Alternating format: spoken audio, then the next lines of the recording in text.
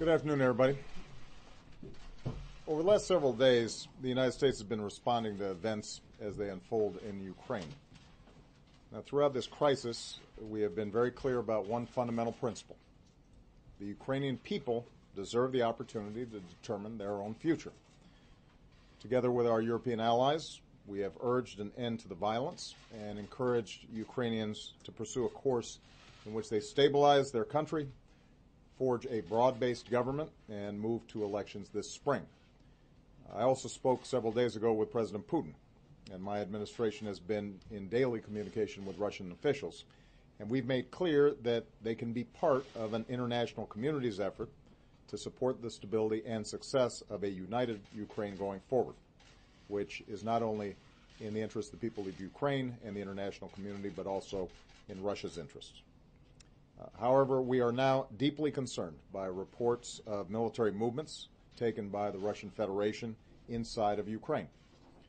Russia has a historic relationship with Ukraine, including cultural and economic ties, and a military facility in Crimea.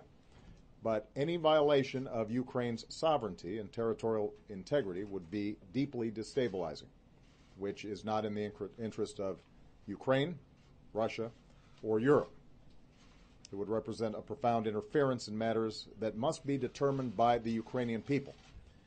It would be a clear violation of Russia's commitment to respect the independence and sovereignty and borders of Ukraine and of international laws. And just days after the world came to Russia for the Olympic Games, it would invite the condemnation of nations around the world. And indeed, the United States will stand with the international community in affirming that there will be costs for any military intervention in Ukraine. The events of the past several months remind us of how difficult democracy can be in a country with deep divisions. But the Ukrainian people have also reminded us that human beings have a universal right to determine their own future. Right now, the situation remains very fluid. Vice President Biden just spoke with the Prime Minister of Ukraine to assure him that in this difficult moment, the United States supports his government's efforts and stands for the sovereignty, territorial integrity, and democratic future of Ukraine.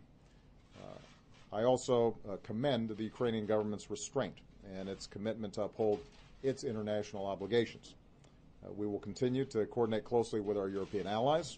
We will continue to communicate directly with the Russian government, and we will continue to keep all of you in the press corps and the American people informed as events develop. Thanks very much.